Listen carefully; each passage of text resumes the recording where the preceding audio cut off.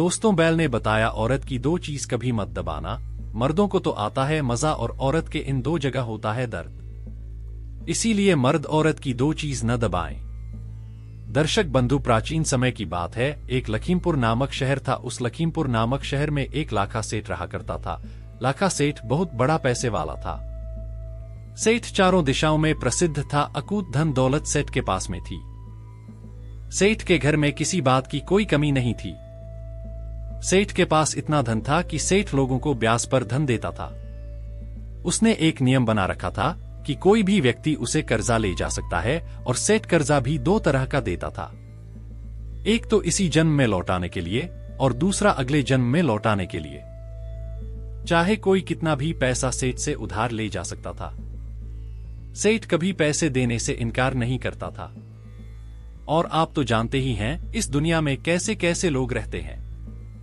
अगर किसी को यह पता लग जाए कि यह आदमी अगले जन्म के लिए कर्ज दे रहा है, तो फिर उसके पास पैसे लेने वालों की भीड़ लगी रहेगी। चोर और बेईमान लोग पैसा लेने में कमी नहीं रखेंगे। सेठ के द्वार पर हर रोज पैसे लेने वालों की लाइन लगी रहती थी। लोगों को लगता था कि सेठ के पास बहुत पैसा है और सेठ बिल्कुल महामूर्ख आदमी है, इसलिए सेठ अपने धन को अगले जन्म की कहकर लौटा रहा है। कोई ईमानदार स्वभाव का होता तो वह इसी जन्म में लौटने की बात कहकर सीट से पैसे उधार ले जाता था, और जो बेईमान लोग होते थे वे अगले जन्म की कहकर सीट से पैसे उधार लेते थे। उनको लगता था सेठ महामूर्ख है।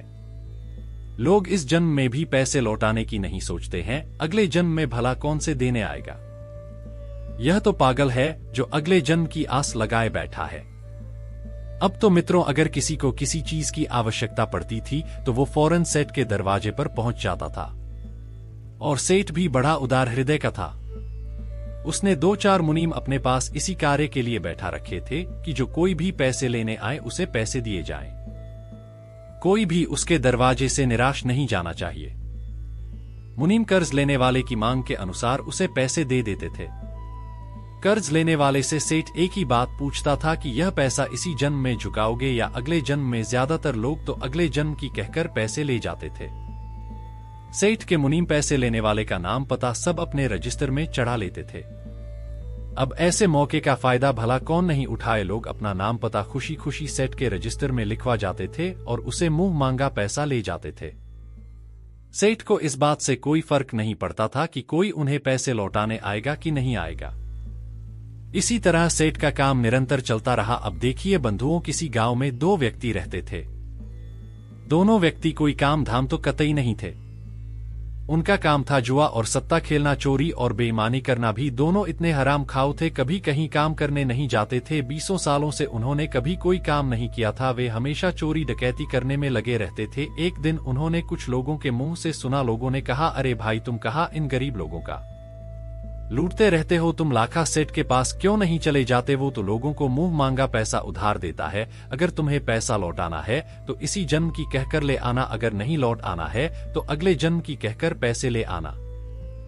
सेठ दोनों तरह से पैसे उधार देता है। दर्शक बंधु, लाखा सेठ के बारे में सुनकर वे दोनों चोर बड़े खुश होते हैं। उन्होंने विचार किया कि इससे अच्छी बात क्या होगी। सेठ जब अगले जन्म के लिए ब्याज पर पैसे उधार देता है तो क्यों न हम दोनों को चलकर उसी सेठ से खूब सारे पैसे उधार ले लेना चाहिए। चलो चलते हैं, कम से कम 5-5 लाख रुपए उसे उधार लेकर आएंगे, ताकि हमारे 10-5 साल बड़े आराम से निकल जाए।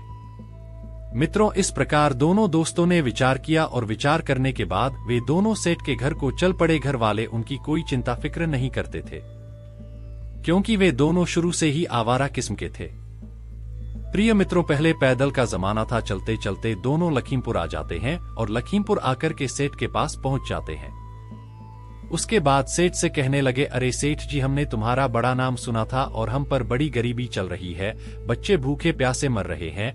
हमें पैसों की बहुत बड़ी आवश्यकता है। क्या हमें पैसे उधार में सकते हैं? शेर कहने लगा, हाँ, क्यों नहीं, जितने चाहे उतने रुपए ले जा सकते हो। तुम घबराओ मत, बताओ कितने रुपए चाहिए। अब सेठ की बात सुनकर के वे दोनों चोर कहने लगे कि देखो सेठ जी, हमें इस जन्म के लिए तो पैसे नहीं चाहिए, हम तो अगले जन्म में पैसे लौटा पाएंगे। सेठ जी कहने लगे, हाँ कोई बात नहीं है, आप अगले जन्म के लिए ले जाओ, हम कब मना कर रहे हैं। आप बताइए तो सही कितने पैसे चाहिए आपको, हम तो अगले जन्म के लिए भी पैसे देते हैं। मित्रों, इस प्रकार सेठ की बात सुनकर वे दोनों मन ही मन बड़े प्रसन्न होते हैं और आपस में विचार करने के बाद कहने लगे, सेठ जी ज्यादा नहीं, बस 5-5 लाख रुपए हम दोनों को दे दीजिए ताकि हमारे बच्चों का पालन पोषण हो सके। दोनों चोरों की बात सुनकर सेठ जी अपने मुनीम से कहने लगे कि मुनीम जी, इन दोनों को 5-5 लाख रुपए दे दीजिए। मित्रों, मुनीम ने फौरन सेठ की आज्ञा का पालन किया और दोनों को 5-5 लाख रुपए पकड़ा दी। 5-5 लाख रुपए लेकर वे उन पैसों को अपनी जेब में रखकर दोनों चल देते हैं। सेठ ने दोनों का नाम पता पूछकर अपने बही खाते में उनका नाम लिख लिया कि फलाने फलाने व्यक्ति ने अगले जन्म में चुकाने के लिए 5 लाख रुपए का कर्जा लिया है। पैसे लेकर दोनों बड़े खुश होते हैं और विचार करते हैं कि भैया, अगला जन्म किसने देखा है। सिर तो बड़ा मूर्ख था जो हमें पैसे दे दिए, अब इन पैसों से अगले जन्म की तो हमें नहीं पता, पर यह जन्म हमारा बड़े आनंद से कट जाएगा, हमें जीवन भर चोरी करने की और जुआ खेलने की जरूरत नहीं पड़ेगी। मित्रों, ऐसा दोनों मन में विचार करते हुए खुश होते हुए चलते चले जा रहे थे। अब आगे क्या होता है, वे दोनों पैदल पैदल चलते चले जा रहे थे। चलते चलते उन्हें रास्ते में रात हो जाती है। फिर उन्हें एक गांव दिखाई देता है। वे सोचने लगे कि चलो इसी गांव में आज की रात गुजारेंगे। जब एक गांव में पहुंचे तो गांव में उन्होंने रोकने की कोशिश की, परंतु वहां किसी ने उन्हें रोकने के लिए नहीं कहा, क्योंकि वह दोनों देखने से ऐसे लग रहे थे कि दोनों कोई बदमाश हो और उनको यह भी डर सता रहा था कि उनके पास इतने सारे रुपए हैं, कोई उनसे उनका रुपया न छीन ली। फिर काफी सोच विचार के बाद उन्होंने वहां रुकने का फैसला किया। मित्रों, गांव से बाहर एक तेली का घर पड़ता था। वे उस तेली के घर के दरवाजे पर जाकर उससे कहने लगे कि भैया, हम तुम्हारे यहाँ रुकना चाहते हैं, आज की रात कट जाएगी तो सुबह हम यहाँ से चले जाएंगे। भाई, हम तुम्हारा खाना भी नहीं खाएंगे, केवल सोने के लिए हमें बिस्तर दे देना और एक चारपाई। तेली कहने लगा, भाई मेरे पास एक ही चारपाई है, एक काम करो, मेरे तबेले पर एक खाट पड़ी हुई है और वहाँ मेरा एक बैल और एक भैंसा बंधा हुआ है। तुम जाओ, जाकर आराम से बाहर हो जाना और मेरे और पशुओं की रखवाली भी करते रहना। दर्शक बंधु, वे दोनों उस तेली के तबेले में रुकने के लिए चले जाते हैं। जब दोनों मित्र उस तबेले में रुक जाते हैं तो तेली तो अपने घर को चला जाता है और इधर वे दोनों चोर उस तबेले में पड़ी खाट पर हो जाते हैं। परंतु दोनों को नींद नहीं आ रही थी, क्योंकि दोनों के पास काफी पैसे थे और उन्हें डर लग रहा था कि कोई उनसे उनके पैसे छीन न ले जाएं, इसलिए दोनों जागते हुए आपस में बातें कर रहे थे। इस प्रकार मित्रों, रात्रि के 12 बज जाते हैं। उधर उस तबेले में एक भैंसा और एक बैल जो बंधा हुआ था, वह भैंसा कहता है, अरे भाई बैल, तुम सो रहे हो या जाग रहे हैं? देखो, मेरी बात ध्यान से सुनो, मेरा और तुम्हारा बस आज रात तक का ही संग है, कल सुबह मैं तुम्हें छोड़कर चला जाऊंगा। बैल बोला, क्या कह रहे हैं, तुम हमें छोड़कर चले जाओगे? क्यों चले जाओगे? तब वह भैंसा कहता है, देखो भैया, मैंने पहले तेली से कर्जा लिया था और उस कर्जे को मैं चुका नहीं पाया, तो देखिए मुझे तेली के यहाँ वैसा बनना पड़ा और इसने आज मेरी कोहनी मार मार कर यह हालत बना दी है। मुझसे एक एक पैसे की वसूली ब्याज सहित की है। ने इसे इतना कर्जा लिया था, उसका 1000 गुना पैसा इसने मुझसे वसूल किया है और अब मेरा जो कर्ज था वह बिल्कुल गया है। अब इस तेली के कर्ज दर से मुक्त हो गया हूँ और प्रातकाल में तेली के घर एक सारणी चारा खाऊंगा और चारा खाने के बाद मैं यहाँ से चला जाऊंगा। उसके बाद मैं शरीर छोड़ दूंगा। हे बैल भैया, हमारे साथ बस इतना ही लिखा था। भैंसे की बात सुनकर बैल कहने लगा कि बात तो तुम्हारी ठीक है।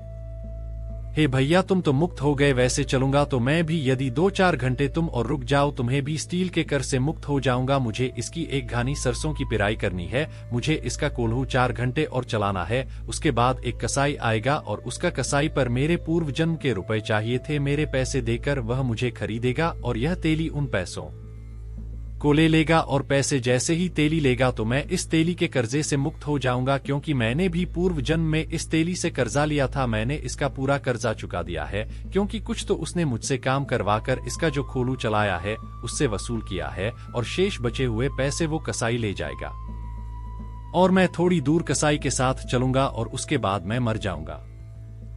मित्रों, यह बात उन दोनों मित्रों ने जब सुनी तो वे सोचने लगे, यह क्या बात है, हमें देखना चाहिए। इधर बंधुओं, जब प्रातः काल होता है, जब दिन निकला तो तेली आता है और तेली ने आने के बाद उन दोनों को खाने को चारा डाल दिया। भैंसे ने चारा खाया और चारा खाने के बाद वह भैंसा वहीं पर गिर जाता है, उसका प्राणांत हो जाता है। मित्रों, जब भैंसा मर जाता है तो तेली बड़ा दुखी होता है कि हाय मेरा वैसा मर गया। उधर भी दोनों चोर आपस में विचार करते हैं। अरे भाई, बात तो बिल्कुल सही है, जैसा हमने रात सुना था उसी हिसाब से यह घटना घटी है। इसका मतलब इस भैंसे ने तेली से कर्ज लिया था। अब सवाल यह है कि क्या यह बैल भी मरेगा? चलो इसको भी देखते हैं। अब दोनों चोर वहां पर रुक कर देखने लगते हैं। इधर तेली ने बैल को कोर्ट में लगाया और 23 घंटे उस बैल से अपना कोई चलवाया।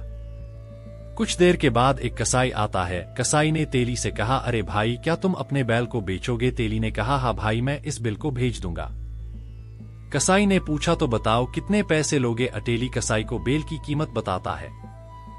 तेली ने जितने पैसे मांगे थे, कसाई ने उतने पैसे देकर उस बैल को खरीद लिया और वह बैल को खरीदकर उसे लेकर जाने लगा।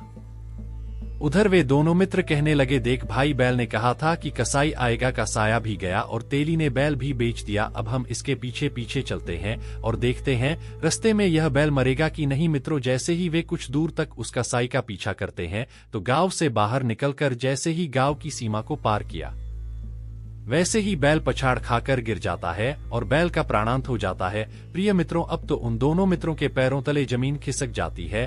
दोनों आपस में बातें करने लगे कि भैया, बात बिल्कुल सच हो गई। उस भैंसे ने तेली से कर्जा लिया था, इसलिए वह तेली के घर का हिस्सा बना और तेली के पैसे चुकाकर मर गया। उसी तरह बैल ने भी मजा लिया था। जब वह पूर्व जन्म में कोई मनुष्य होगा, वह भी तेली का पैसा चुकाकर मर गया। इससे सिद्ध होता है कि अगर कोई किसी का पैसा खाता है तो उसे बैल या भैंसा बनकर चुकाना पड़ता है। इसी तरह हम सेठ से पैसा उधार लेकर आए हैं। लगता है अगले जन्म में हमें भी सेठ के यहाँ कोई न कोई पशु बनकर यह पैसा चुकाना पड़ेगा।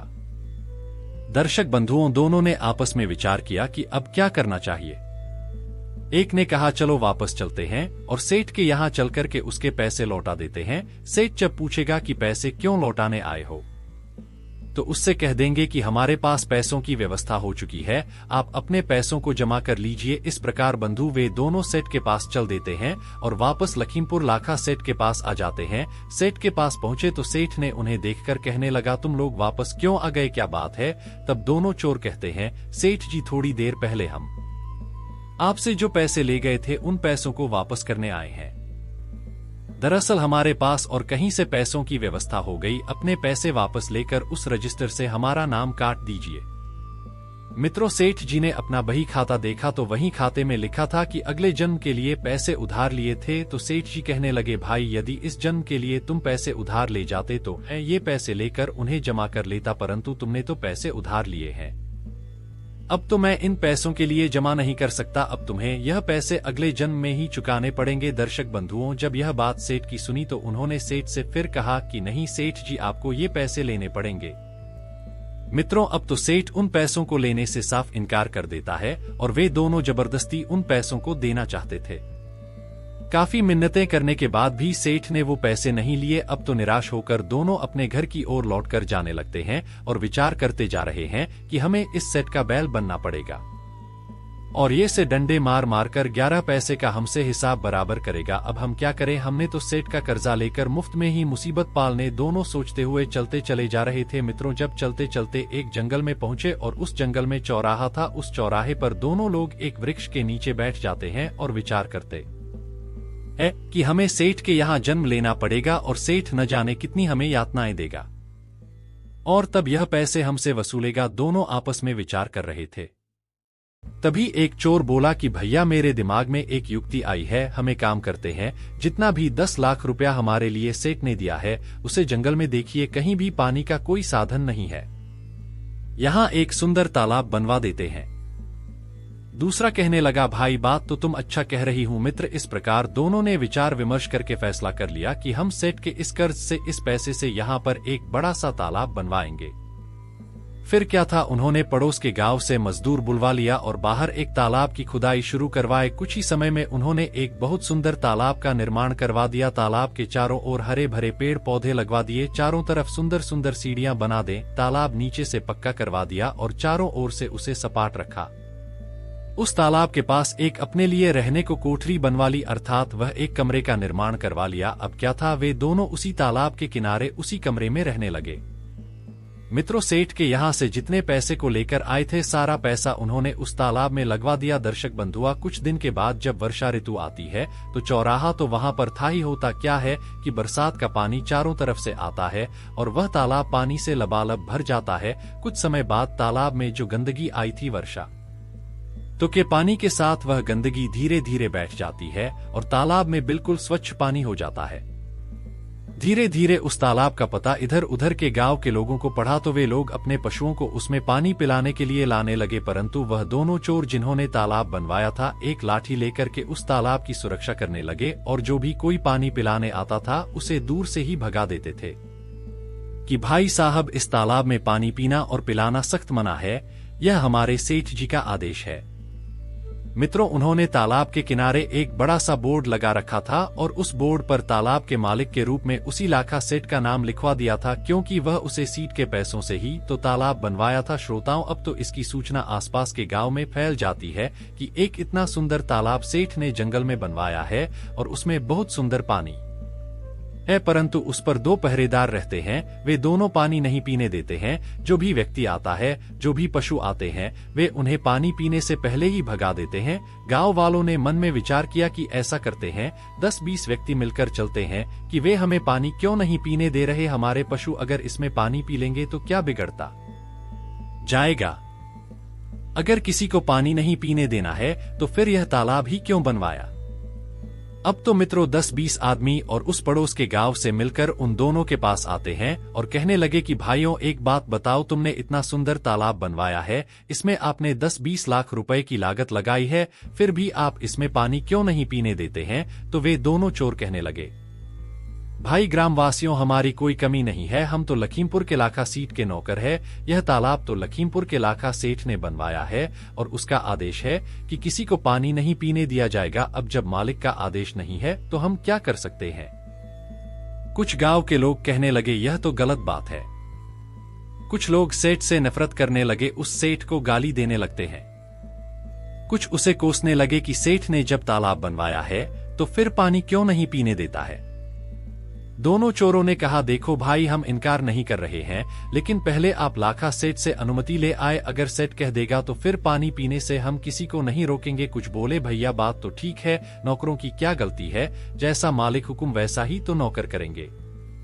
मित्रों, अब तो 10-20 लोग मिलकर लखीमपुर लाखा सेठ के पास कुचल देते हैं और जब सारे लोग सीट के पास पहुंचते हैं तो एक साथ इतने सारे लोगों की भीड़ देखकर सेठ आश्चर्यचकित रह जाता है। सिर्फ सोचने लगा कि हमसे कोई गलती तो नहीं हो गई, कहीं ये लोग मिलकर हमें माने तो नहीं आए। अब तो मित्रों सेठ डर के मारे उन सबसे सेठ दूर से ही राम राम करने लगा और हाल चाल पूछने लगा। सेठ ने उन सबको बड़े सम्मान से अपनी बैठक में बुलाया, जलपान कराया, उसके बाद में आने का कारण पूछा। अब तो सारे गांव वाले वैसे भी क्रोध में ही थे। वे सब कहने लगे, अरे सेठ जी, आपने इतना सुंदर तालाब बनवाया है, जब किसी को पानी नहीं पीने देते हो तो आपके तालाब बनवाने का क्या फायदा। तालाब नाम सुनकर चौंक जाता है, कहने लगा, भाइयों, आप किस तालाब की बात कर रहे हैं, मैंने तो कोई तालाब नहीं बनवाया है, आप लोग गलत कह रहे हैं। गांव वाले बोले, नहीं सेठ जी, हम इतने लोग पागल नहीं हो सकते, हम अपनी आंखों से देखकर आ रहे हैं। तालाब के किनारे पर बोर्ड लगा है और उस बोर्ड पर मालिक के रूप में आपका ही नाम लिखा है। वहां पर आपके ही नाम का बीजक लगा है और आपने 2 नौकर वहां बैठा रखी है। वहीं दोनों हमें किसी को पानी नहीं पीने देते हैं। शेर कहने लगा कि भाई, मैंने तो ऐसा कोई तालाब नहीं बनवाया है और जो तालाब मैंने बनवाए हैं उन पर तो लोग पहले से ही पानी पीते आए हैं, मेरे किसी तालाब पर पानी पीने की मनाही नहीं है। गांव वाले कहने लगे, सेठ जी घोटाला बात कही है और आप हम लोगों को पानी से वंचित करके पाप के भागी बन रहे हैं। गांव वालों की बात सुनकर सेठ बड़ा हैरान होता है, कहने लगा, चलो मैं स्वयं चलकर देखता हूं। अब तो सेठ जी स्वयं उन ग्रामीणों के साथ चल देते हैं और उस तालाब पर पहुंच जाते हैं।